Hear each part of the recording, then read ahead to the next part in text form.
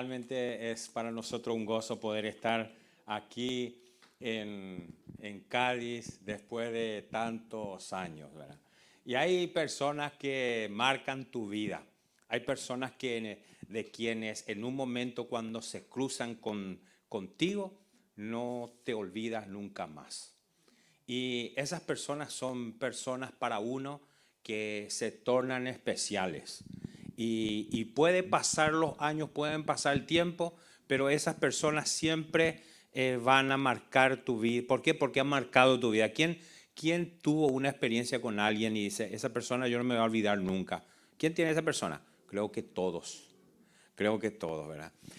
Si nosotros, por ejemplo, vamos a la palabra, vemos, por ejemplo, que el apóstol Pedro dice, honrad a todos.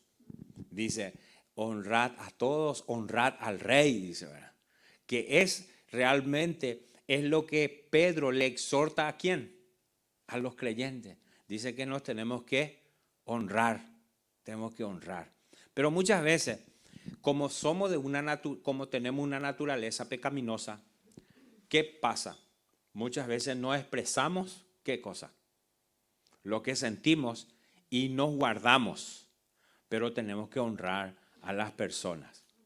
Y así como cuando el apóstol Pablo dice la Biblia que Dios lo tumbó al suelo y ahí se quedó ciego y aquel hombre que estaba persiguiendo a la iglesia escuchó una voz que le dijo, Saulo, Saulo, ¿por qué me persigues? Y él vio aquella luz y le dijo, ¿quién eres? Y le dijo Jesús, yo soy Jesús, quien tú persigues. ¿Y qué quieres que yo haga? Le dice Saulo. Y Jesús le dijo, vete a la casa. ¿De quién? Y ahí se te dirá lo que tienes que hacer. Y sabe una cosa, en el año 2003, yo estaba pastoreando una iglesia. Y mi iglesia, que la iglesia que yo estaba pastoreando, tenía más problemas que un libro de matemáticas.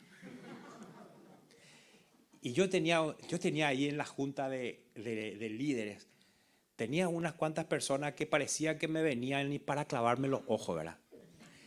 Era el año 2003 por ahí y cada junta que yo tenía ya me dolía el estómago, hermano, porque me ponía nervioso. Y yo era relativamente joven y había gente que tenía más años en el evangelio, que tenía más experiencia. Y yo me sentía un novato en medio de ellos. Y un día, hermano, me pusieron verde. Entonces yo me fui a la iglesia y empecé a orar y dije, Señor, yo te pido, Señor, que tú me hagas justicia. Señor, yo te pido que tú hagas lo que tenga que hacer, Señor, en esta iglesia. Y Señor, que tú, Señor, quites a todo eso, Señor, que están aquí en la iglesia, Señor, que me están haciendo la vida imposible. Señor, ilumínalos. O elimínalos, ¿verdad? Señor, sácalos de aquí. Y en ese tiempo, hermano, yo me estaba secando. Espiritualmente yo estaba quebrantado, estaba enfermo. No tenía palabra de Dios para la iglesia. Y le digo a mi esposa, viene un pastor amigo que me diagnostica y me ve así, me dice, tú pareces un muerto. Me dice, tú te vienes conmigo a un congreso de fuego, dile a tu esposa que te dé permiso, me dice. Y vámonos, me dice, y le digo yo, ¿y dónde? Y vamos a Buenos Aires, vamos a la Argentina, me dice. ¿Y cuántos días? Y me dice, 5 días. Entonces me voy yo y le digo a mi esposa, y mi esposa, nosotros somos docentes, y en ese tiempo teníamos un colegio privado en mi país, y estábamos trabajando, yo estaba como director del colegio, del instituto, mi esposa estaba en la parte de administración, y le digo, ¿Tú cómo ves que yo me vaya a un congreso a la Argentina que va a estar ahí Anacondia? Y Anacondia fue un predicador que me consolidó a mí Y en esa ola de avivamiento yo me convertí en el año 87. Carlos Anacondia, ¿verdad? No sé si le conoce, evangelista argentino. Entonces ahí fue cuando yo me convertí. Bueno, entonces me dicen, pues yo no tengo problema. Me compré los pasajes, hermano, y me fui a la iglesia del pastor Claudio Freyson, un pastor que en ese tiempo tiraba sus sacos, su chaqueta y todo el mundo se caía, ¿verdad? Y bueno, yo fui con mucha expectativa y el Señor me llenó de su Espíritu Santo. Cuando yo volví a la iglesia, yo, hermano, vine totalmente transformado. Pero vamos a hacer corta la historia. El Señor me sacó de la iglesia a mí.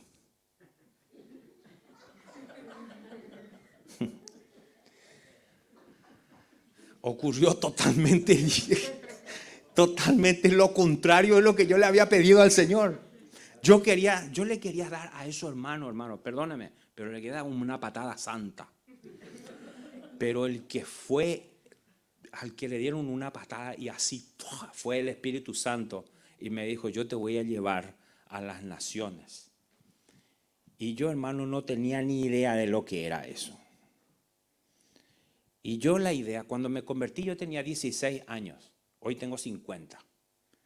Y la idea que yo cuando vine a la iglesia evangélica y escuché la primera vez palabra misionero, yo veo a unos rubios así de 2 metros, de ojos azules, que venían con coches caros y que vivían en el barrio más rico de mi país. Y misioneros, eran gringos, ¿verdad? Nosotros decimos a los norteamericanos gringos, ¿verdad? Como ustedes le dicen a todos los europeos, guiri, ¿verdad? Y yo, para mí, eso eran los misioneros. Y yo decía, wow, ¿verdad? Y le veía yo, ¿verdad? Nosotros veníamos a la iglesia andando y ellos venían en 4x4, ¿verdad? En esas camionetas así, ¿verdad? Como para cruzar la jungla. Y ese era el concepto que yo tenía de misionero. Unos cuantos años después yo me caso y Dios me llama a las misiones y yo no tenía ni un poquitito el perfil de misionero. Yo no era rubio, yo no era alto. No tenía 4x4. Era totalmente otra historia. Pero una cosa sí sé, que el llamado que Dios nos dio fue genuino. Y ¿sabe una cosa? Un pastor de Paraguay un día me dice, ¿te vas allá a España? Y me mira a los ojos y me dice, acuérdate de mí cuando estés en el reino. Le digo yo, ¿en el reino de Dios? No, en el reino de España, me dice. ¿Por qué? Porque en ese tiempo todos los que veníamos de Sudamérica venían a Sudamérica a buscarse la vida. Venían para trabajar, venían para mejorar su situación, venían para mejorar su calidad de vida. Mi hermano carnal me dice a mí, tú, mi hermano, estás loco. ¿Qué es lo que estás haciendo? Estás trabajando, aquí tienes una iglesia. ¿Para qué te vas a ir a España? No podía entender. Pero nosotros entendimos que Dios nos llamó. Y saben una cosa, le voy a decir algo. Dios siempre va a usar personas para cumplir sus propósitos en tu vida. Escúchame bien eso. Dios siempre va a usar otras personas para cumplir su propósito en tu vida. Y esas personas que yo hoy aquí quiero honrar son el pastor Julio Moreno y su esposa Genoveva. Sí, yo les quiero honrar públicamente. Ojalá que esto se esté filmando. Ojalá que se filme, en serio. ¿Saben por qué? Porque ellos nos recibieron aquí en España sin conocernos. Y me pudo haber buscado en Google José Coronel Ibarra, pero yo siempre he sido un desconocido. Y no me puedo haber encontrado en Google porque nunca estuve ni siquiera en la comisaría, solamente fui a la comisaría para sacarme los documentos. Y en ese entonces el tema de internet me había pasado por encima. Pero sí una cosa, que Dios usó a estas personas ¿para qué? Para que ellos puedan ser las personas que nos faciliten a nosotros de que nosotros podamos cumplir la visión que Dios nos dio en esta tierra. Y cuando vinimos aquí a Cádiz, Dios nos llamó a ganar españoles. El llamado que Dios nos puso en nuestro corazón fue con españoles. Y una de las cosas que yo le dije a mi esposa, vamos a predicarle a los gaditanos. Vamos a predicarle a los de Cádiz. Vamos a predicarle a la gente de esta tierra. Y yo le decía a Dios, Señor, si tú me llamaste, tú me tienes que dar la gracia para alcanzar a los españoles. ¿Y saben qué pasó? Que Dios en su momento, después de un proceso, nos sacó de Cádiz y nos llevó a la sierra. A la sierra no se quería ir nadie. Ahí en la sierra espiritualmente había un cartel que decía, entre si quiere, salga si puede. No había nadie que se quería. Los misioneros que venían a España se quedaban en Madrid, en Barcelona y por ahí, ¿verdad? Porque por ahí hay mucho McDonald's y toda esa historia. Pero ellos no saben que en algodonales hay un pan, un mollete que está mucho mejor que un McDonald's. Y un aceite, hermano, que no vea. Y saben, ahí fue la prueba para nosotros. Cuando llegamos a Arcos, hermano, no había ni un solo latino. Había un peruano que andaba perdido ahí enamorado de una arcense. Y eso era lo único que había. Y yo le dije al Señor, Señor, si tú nos trajiste aquí, tú nos tienes que dar las gracias para alcanzar a esta gente. Y hermano, a la vista está una iglesia sembrada y hoy pastoreada por españoles. Dios nos dio una visión y la visión que Dios nos dio fue la de sembrar iglesias. Siempre yo le decía al pastor Julio, yo es que soy un leche hervida, pastor. Yo soy un leche hervida. Y él me decía que yo soy uno de un culo de mal asiento. Y yo no sé si eso era me decía en plan, cómo me decía, pero yo entendí lo que Dios no me llamó a mí para quedarme estable en un lugar. Y fue así que cuando nosotros fuimos a Arcos, a los 6 meses nos volvimos a Paraguay para hacer nuestra gira misionera. Y cuando volvimos, yo me fui a vivir a Bornos y empezamos obra en Bornos. Y después empezamos obra en el bosque y abrimos un local en el bosque y tuvimos discípulos en Prado del Rey y predicamos en Espera y predicamos en Villamartín y predicamos también en ¿cómo se llama este pueblo? En Puerto Serrano. Ahí, hermano, cuando me hablaban, yo le decía, y yo decía, ¿qué está diciendo esta gente? Me decían, yo decía, Dios, entendía, no le entendía cuando hablaban, pero ahí le predicamos el evangelio en Puerto Serrano, hermano. ¿Y sabe qué? Fue realmente una experiencia extraordinaria. Cuando estaba pastoreando yo en Arco, yo decía así fuerte, decía, a mí de aquí no me mueven ni con agua caliente. Y hermano, Dios tenía otros planes para mí. Y fue algo peor que el agua caliente. Pero hoy no le voy a contar esa historia para que el pastor Enrique me vuelva a invitar otro día y le voy a contar. Pero salimos de Arcos y luego se abrió las puertas para volver. Y después de 5 años volvimos. Y yo le pedí a Dios una palabra. Y yo le dije, Señor, ¿qué quieres que yo haga? ¿Dónde quieres que yo trabaje? ¿Y qué es lo que quieres que yo, dónde? ¿Qué quieres que haga, Señor? Y me vino aquella palabra que dice en Hechos de los Apóstoles, que dice, te vas a ir a la casa que está a la derecha de la casa de fulano y ahí se te va a decir todo lo que vas a hacer. Y eso fue así. Le dije al presidente de la Asamblea de Dios, yo estoy a disposición y yo voy a hacer lo que ustedes me digan. Y me dijeron, mira, hay 3 lugares donde la Asamblea de Dios en este momento quiere plantar iglesias. Me dijeron, una zona era Zaragoza, la otra zona era Extremadura y Canarias. Y le dije, Canarias, no se hable más. Y llegamos a Canarias hace 2 años y detrás nuestro vino el bicho la pandemia esa que parecía, hermano, una maldición, ¿verdad? Yo, hermano, nunca estuve preso, jamás. No. Yo me llevaba muy bien con la policía. Yo le decía, hola, colega. Y, hermano, me sentí preso, hermano, por cuando tuvimos que meternos en el confinamiento, ¿verdad? Donde no podíamos salir, ¿verdad? Pero cuando Dios tiene sus planes, hermano, nadie, ni pandemia, ni nada puede detener.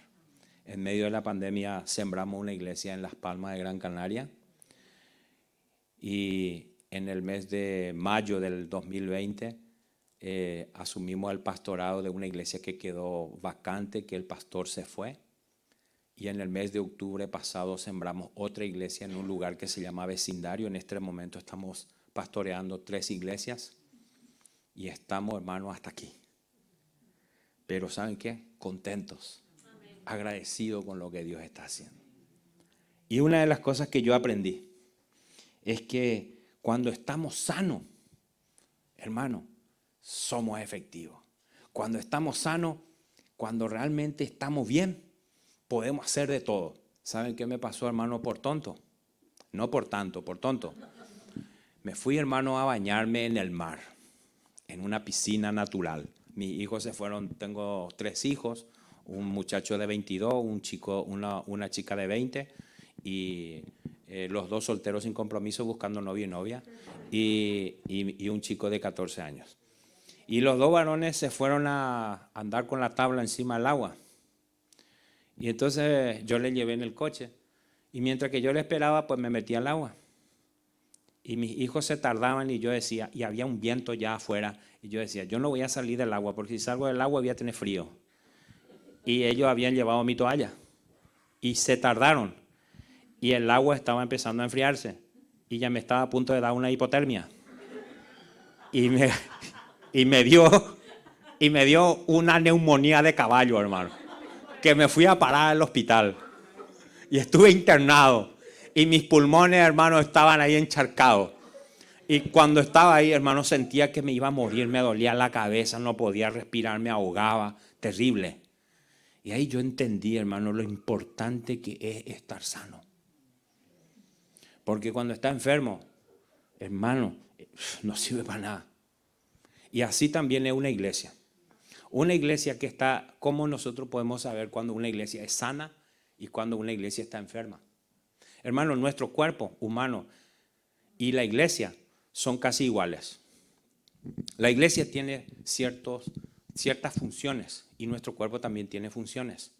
Nuestro cuerpo, esas funciones también se le llama sistemas. Y voy a hablar sencillamente de 5 sistemas que tiene el cuerpo, que tienen que funcionar bien, porque si no funcionan esos 5 sistemas, estamos enfermos. Sistema respiratorio. El sistema respiratorio, si no respira bien, a los minutos, ¿qué pasa?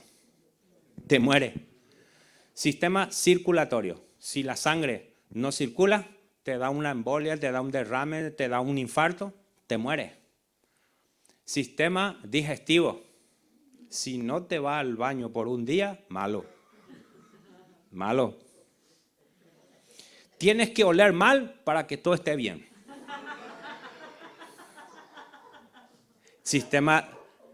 El sistema nervioso. Hermano, ¿hay alguna persona que no está bien en su sistema nervioso? Y hermano, tenemos que tener el sistema nervioso estable para poder pararnos, para poder estar de pie. Y hermano, el sistema óseo. Si nuestros huesos fuesen como cristales, nosotros no podríamos correr, no podríamos caminar. Hermano, hay otros sistemas más en el cuerpo, pero el sistema respiratorio, el sistema digestivo, el sistema circulatorio, son sistemas que todos tienen que funcionar. Si no funciona uno de ellos, nos enfermamos.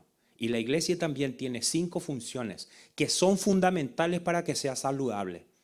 Y nosotros podemos tomar el pulso de nuestra iglesia y podemos saber si somos una iglesia saludable o si somos una iglesia que tenemos que ponerle tratamiento en algunas de las áreas. Y hoy yo quiero hablar de eso.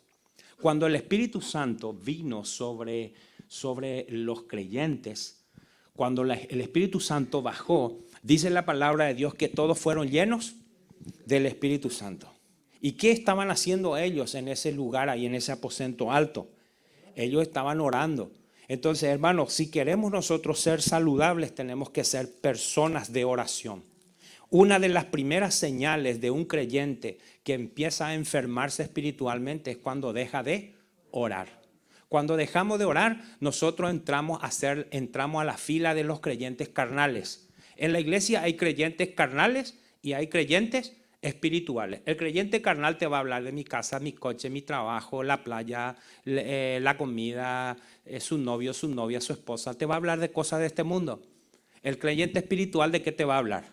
De las cosas que no se ven, de las cosas eternas. Te va a hablar de las cosas espirituales. Y la Biblia habla. La Biblia dice que hay que piensan en las cosas de este mundo. Y dice la Biblia, poner la mira en las cosas de arriba, no en las de la tierra, porque las cosas que se ven son temporales, pero las que no se ven son eternas. Entonces, mi hermano, la iglesia, cuando recibe el poder del Espíritu Santo, irrumpe sobre aquellos 120 que estaban orando. Ellos fueron llenos del Espíritu Santo. Y la primera cosa que ellos hicieron fue proclamar el Evangelio. Y esa es la primera función que indica que una iglesia es saludable. Una iglesia saludable proclama el Evangelio. ¿Qué significa que proclama el Evangelio? Que una iglesia saludable, hermano, proclama el Evangelio en su comunidad. ¿Qué significa eso? Que la iglesia no pasa desapercibida donde está, sino que la gente sabe que hay una iglesia. La gente sabe que ahí hay un pueblo que le alaba a Dios, que la gente sabe que hay ahí un pueblo que adora a Dios. ¿Ustedes saben quién es el creyente agente 007? Que nadie sabe que él es creyente, ¿verdad? Ese es el creyente agente 007, ¿verdad? Que anda por la vida como secretamente. Pero dice la palabra de Dios que en el Hecho de los Apóstoles, que los cristianos irrumpieron, ellos salieron a la calle. Y dice la palabra de Dios que moraban entonces, en el capítulo 2, verso 5 de Hechos de los Apóstoles, moraban entonces en Jerusalén judíos, varones piadosos, de todas las naciones bajo el cielo. Y hecho este estruendo, se juntó la multitud y estaban confusos porque cada uno le oía hablar en su propia lengua. Y estaban atónitos y maravillados, diciendo, mirad, no son galileos todos estos que hablan. ¿Cómo pues le oímos nosotros hablar cada uno en nuestra lengua en la que hemos nacido? Partos, medos, elamitas y lo que habitamos en Mesopotamia, en Judea, en Capadocia, en el Ponto y en Asia, en Frigia y Panfilia, en Egipto y en las regiones de África más allá de Cirene, y romanos aquí residentes, tanto judíos como prosélitos, cretenses y árabes, le oímos hablar en nuestras lenguas las maravillas de Dios. Y hermanos, ellos cuando recibieron el poder del Espíritu Santo, ellos ¿qué hicieron? Salieron a la calle. Y algunos decían, estos están todos borrachos, y otros decían, no, estos no están borrachos, estos están llenos del poder de Dios. Y hermanos, dice la Biblia en el versículo 14, habla del primer discurso de Pedro. Aquí se cumple lo que Jesús le dijo a Pedro, a ti te digo, Pedro, que a ti te doy las llaves del reino de Dios. Y las puertas del Hades no prevalecerán contra ella, contra la iglesia. Y aquí nace la iglesia. Y en ese primer discurso, en esa proclamación del evangelio, Pedro, ¿qué predica? Predica el evangelio del arrepentimiento. Y ese es el evangelio que nosotros tenemos que predicar. La gente se tiene que arrepentir. ¿Por qué? ¿Por qué la gente no viene a la iglesia? Porque la gente se cree buena. ¿Ustedes saben dónde vive la gente más buena? Aquí en Cádiz. Si tú hablas con un gaditano y te dices, yo soy más bueno que el pan. Yo soy bueno. Todo el mundo es bueno. Todos los seres humanos creemos que somos buenos. No, yo no le hago mal a nadie. Yo no hago esto, yo no mato, yo no robo. Yo soy como un gusanito, vamos. Pero ¿qué dice la palabra de Dios? Por cuanto todos pecaron, están destituidos de la gloria de Dios. Entonces nosotros le tenemos que predicar el evangelio del arrepentimiento. Le tenemos que poner a las personas en la perspectiva de ¿qué? De que están fastidiados con Dios. Y por eso ese es el mensaje, ese es el evangelio que funciona. Si yo le agarro y le digo a una persona, vente a la iglesia, porque cuando tú vengas a la iglesia, tu marido va a dejar el alcohol, tu hijo va a dejar la droga, vas a conseguir trabajo, te va a salir la paga, la pensión, te va a ir bien, aleluya. Y viene esperando todo eso. ¿Y qué pasa? Que el marido se vuelve más borracho, su hijo ahora ya se va a la cárcel, y después no le sale la pensión, y después que sale dice, tú me has mentido. ¿Por qué? Porque eso no es el evangelio. El evangelio es, por cuanto todos pecamos hemos sido destituidos de la gloria de Dios. La paga del pecado es la muerte. La Biblia dice que si no hay arrepentimiento, no hay perdón de Dios, hermano.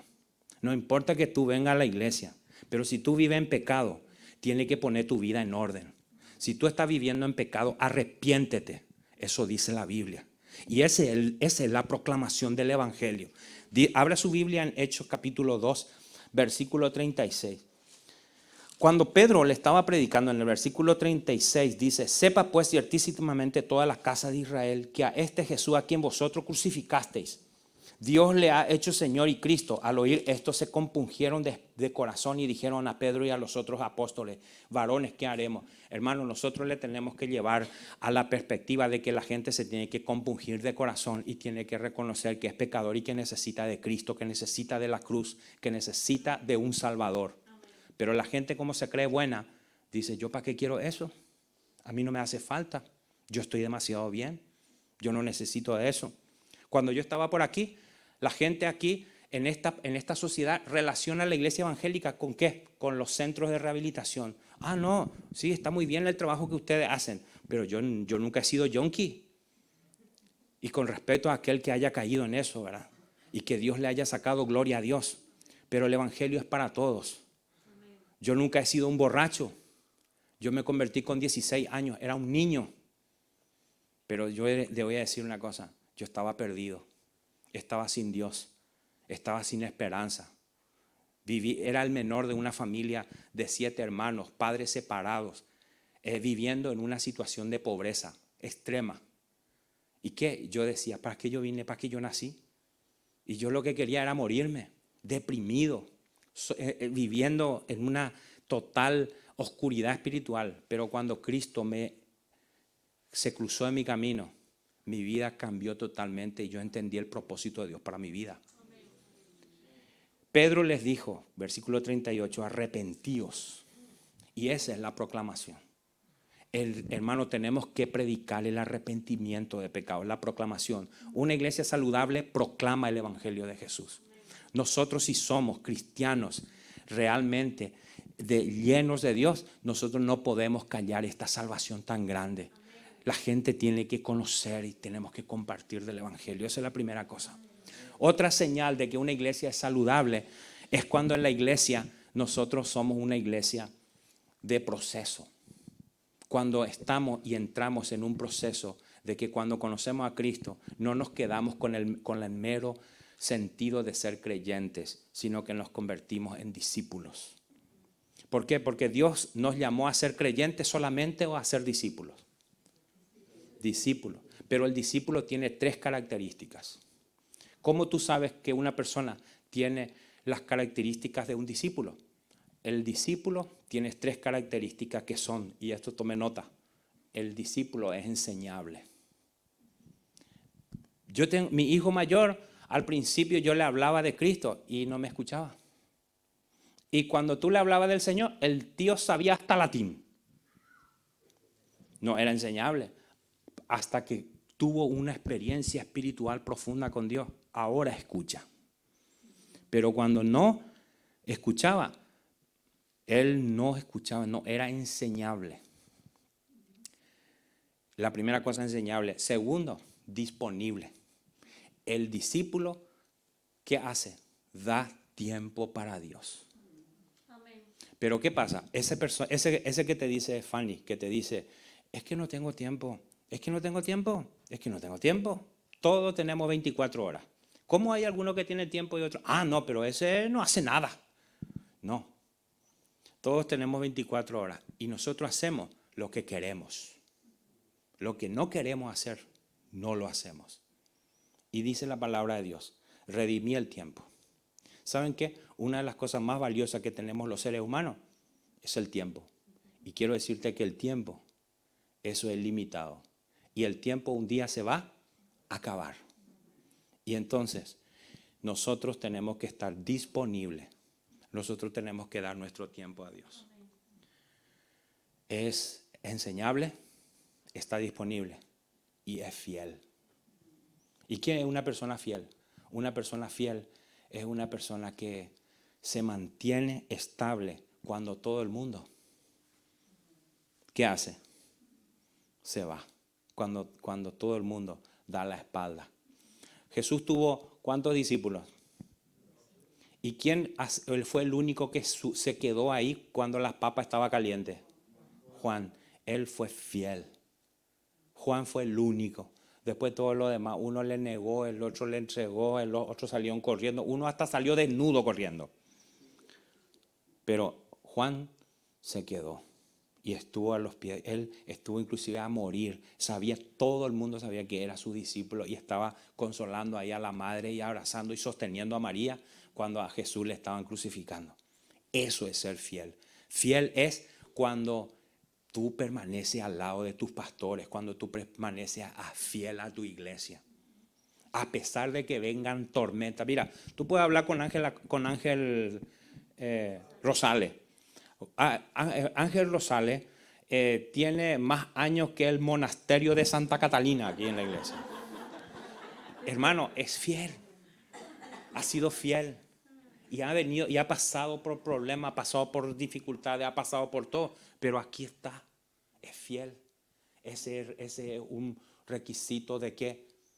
De discípulo.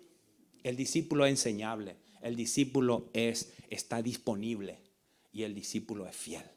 En cambio, el creyente, hasta el diablo es creyente.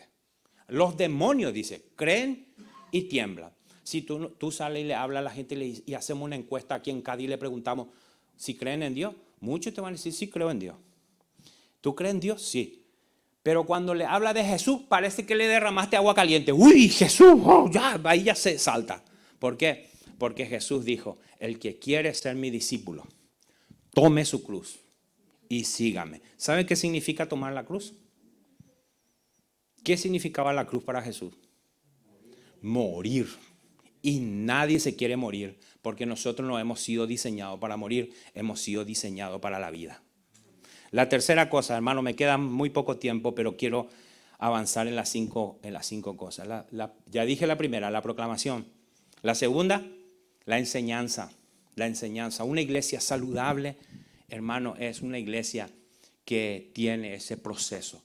Hay muchas iglesias que se mueven por eventos y son iglesias que se mueven por eventos, ¿verdad? Y que va a venir el apóstol fulano, venga, vámonos todos al apóstol. Y después va a venir la profeta fulana, venga, vámonos todos a ver a la profeta, a ver qué me dice. Pero una iglesia saludable tiene un sistema de enseñanza y los discípulos conocen la doctrina y no andan de aquí para allá escuchando doctrinas que muchas veces son totalmente espurias, falsas, erráticas. Entonces dice la palabra de Dios, añadid a vuestra fe virtud y a la virtud conocimiento. Es un buen negocio invertir en tu educación cristiana, en tu formación cristiana.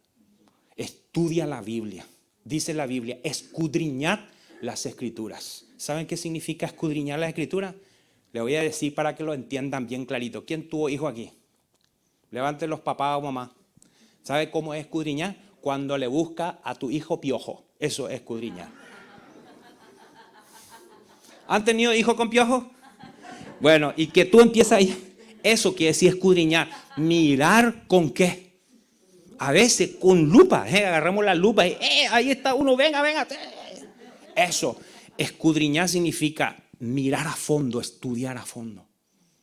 La enseñanza. La tercera cosa es el servicio. ¿Saben una cosa, mi hermano? Todos los que están aquí y los que estamos aquí tenemos dones. Algunos lo saben y algunos no saben cuáles son sus dones. Pero los dones se pueden descubrir.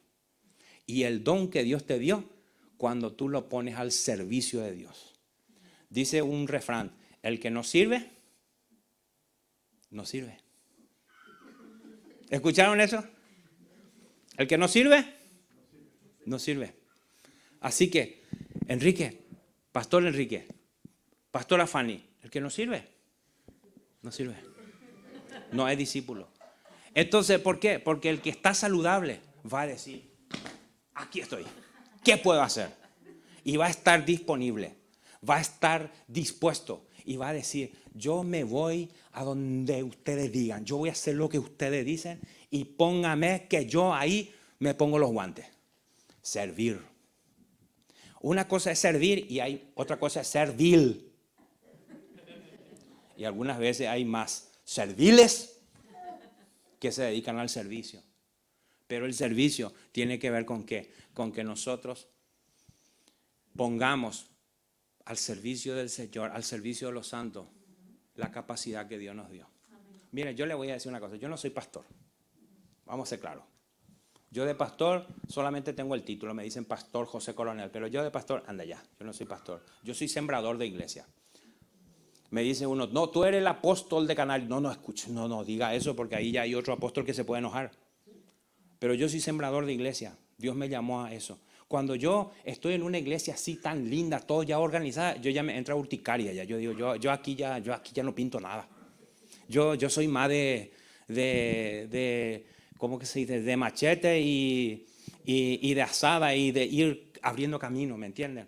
Entonces, ¿qué pasa? Yo tengo que llevar ahí un equipo detrás mío que tiene que hacer de pastor. ¿Por qué? Porque yo le digo, mira, yo te voy a aparear a los niños, pero tú le limpias la caca. Yo no me voy a meter con eso.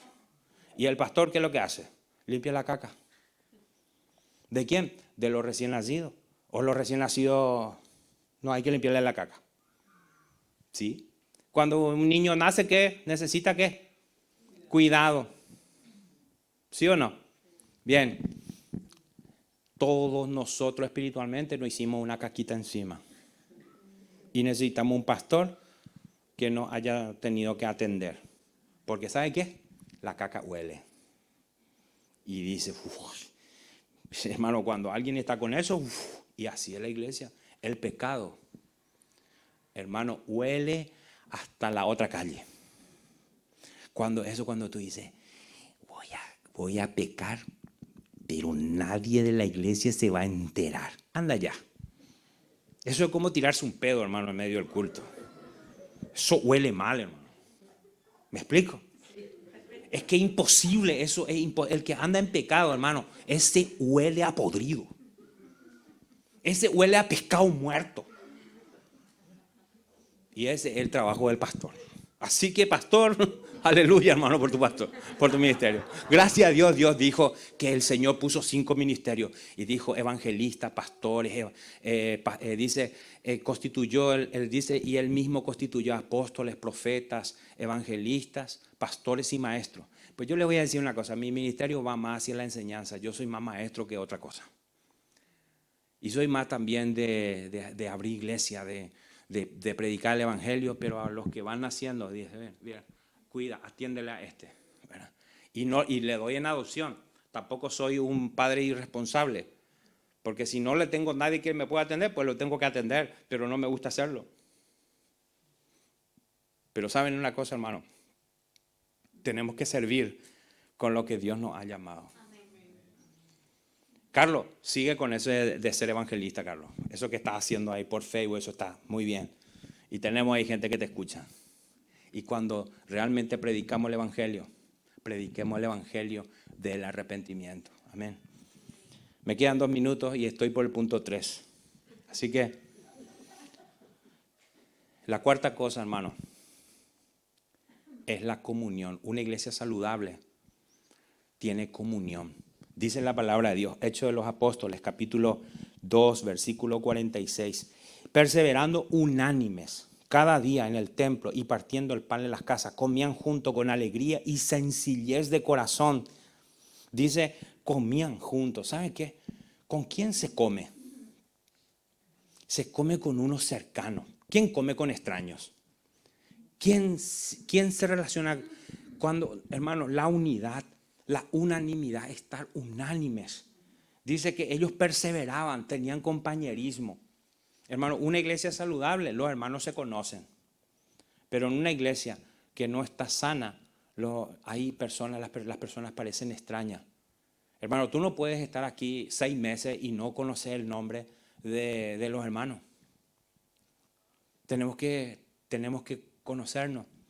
Y yo le digo una cosa, han pasado 16 años que me fui de aquí, o 15 años. Pero hubieron personas que yo no me iba a olvidar nunca. Yo no me iba a olvidar nunca cuando Alfonsito Galvín me llevó a conocer el bar Las Flores, ¿verdad? Chá, Alfonso, ¿te acuerdas? Sí, Alfonsito, tú me ministraste, hermano. Chá. Tú, hermano, ahí me atendiste y me serviste y tuviste compañerismo conmigo, ¿verdad? Y entonces, ¿qué les quiero decir? Que en la iglesia saludable hay unidad. Pero ¿saben qué? Una iglesia enferma. Los hermanos vienen el domingo y están con el cuello duro así. Hola, hermano, ¿por qué? Y dice, ¿y qué te pasa? Y dice, es que no dormí bien. ¿Y por qué? Porque le soñé al pastor y no le quiero ni mirar la cara. Mira, hermana, si esa hermana sigue viniendo a la iglesia, yo no vengo más. Es que yo no vengo más. No me diga que venga. ¿Eso qué indica? Eso indica que no hay. Eso, qué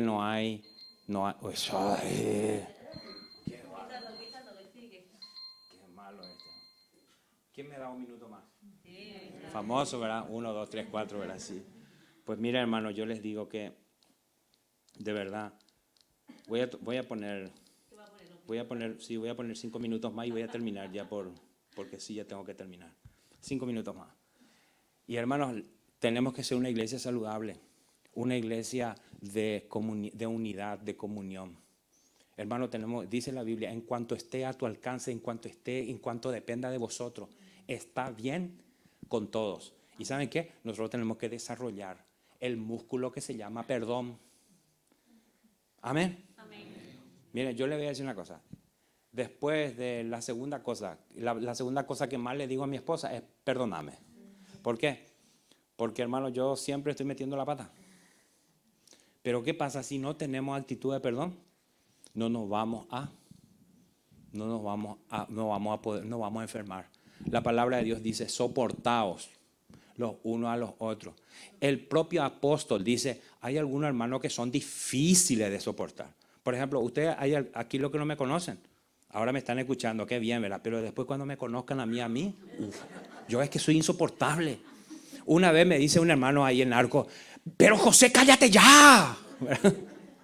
Y saben una cosa, mi hermano, quiero decirte que la iglesia tiene que ser saludable y la iglesia tiene que tener comunión, compañerismo.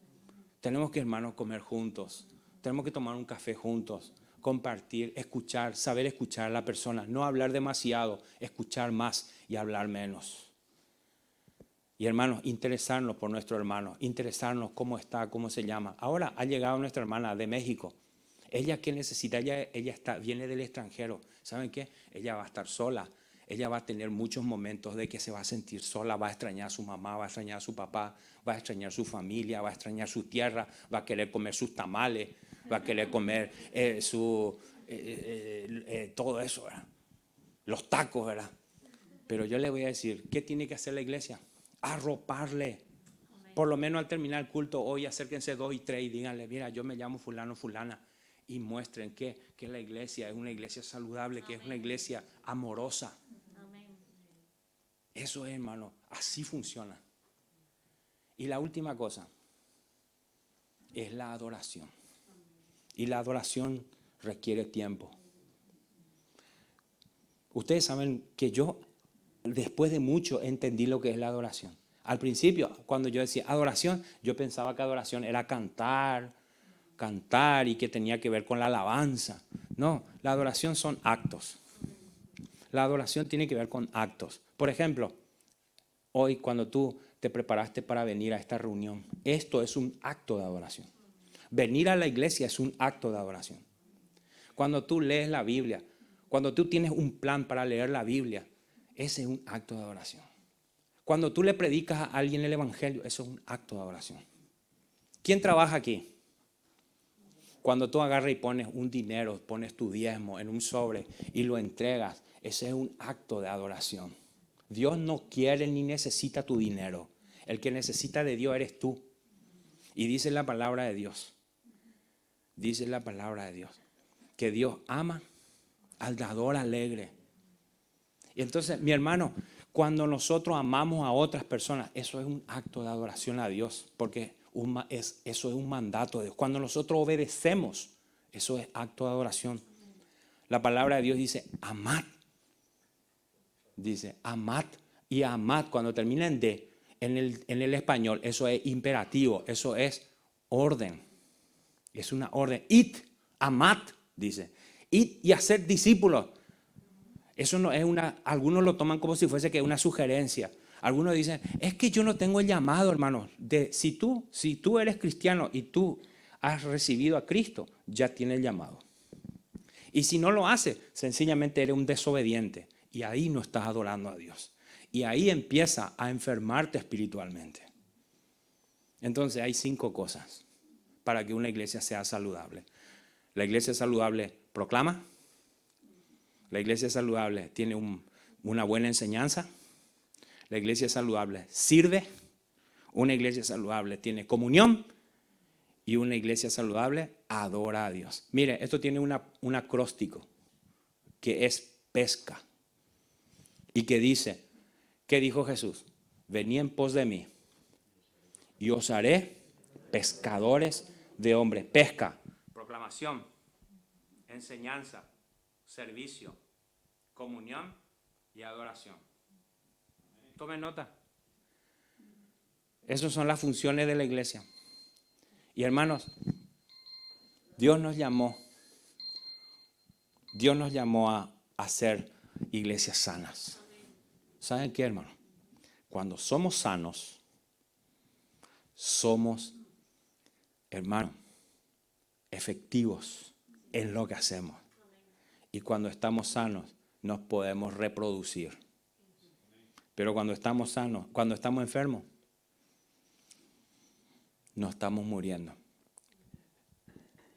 Hay muchas iglesias, mi hermano, en el mundo entero que se están cerrando. ¿Saben eso? Hay iglesias que se están cerrando. ¿Y saben por qué? Porque esas iglesias se han caído ¿en qué? Han caído enfermas y no se han sanado. Y esa enfermedad se mantuvo y a poco, ¿qué ha pasado? ¿Qué ha pasado? Se fue muriendo. Yo le digo a los hermanos, prediquemos el evangelio, ganemos a la siguiente generación, porque si no dentro de unos años vamos a ser conocidos como la iglesia de los abuelitos. Y van a decir, ¿conocen la iglesia evangélica? Sí, la de los abuelitos.